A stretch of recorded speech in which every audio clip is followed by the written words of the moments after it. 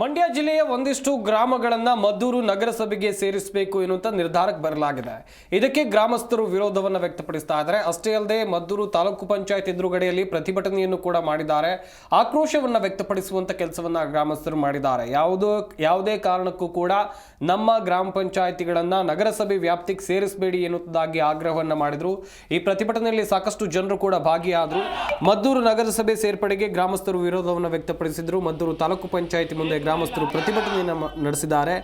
ನಗರಸಭೆ ಸೇರ್ಪಡೆಯಾದ ಗೆಜ್ಜಲಗೆರೆ, ಗೊರವನಹಳ್ಳಿ, ಸೋಮನಹಳ್ಳಿ ಪಂಚಾಯಿತಿ ಗ್ರಾಮಸ್ಥರು ಪ್ರತಿಭಟನೆಯನ್ನು ಮಾಡಿರುವಂಥ ದೃಶ್ಯಾವಳಿ ನೀವಿಲ್ಲಿ ನೋಡ್ತಾ ಇದ್ದೀರಾ.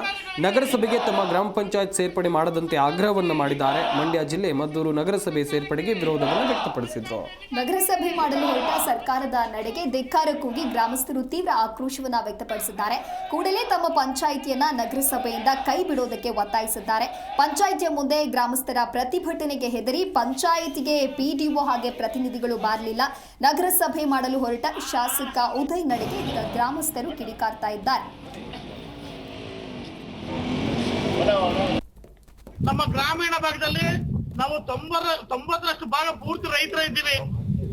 ರೈತರಿಗೆ ಅನುಕೂಲ ಆಗುವಂತ ಯೋಜನೆಗಳು ಗ್ರಾಮ ಪಂಚಾಯತಿಲಿ ಇರ್ತದೆ ಹೊರತು ನಗರಸಭೆಯಲ್ಲಿ ಇರಲ್ಲ. ನಗರಸಭೆಯಲ್ಲಿ ಬರೀ ಕಂದಾಯ ಕಟ್ಟುದು ಮತ್ತು ಅವರು ಚರಂಡಿ ರಸ್ತೆ ಮಾಡೋದು ಬಿಟ್ರೆ ಗ್ರಾಮೀಣ ಅಭಿವೃದ್ಧಿ ಆಗುವಂತ ರೈತರಿಗೆ ಅನುಕೂಲ ಆಗುವಂತ ಯಾವುದೇ ಒಂದು ಕೆಲಸ ಇಲ್ಲ.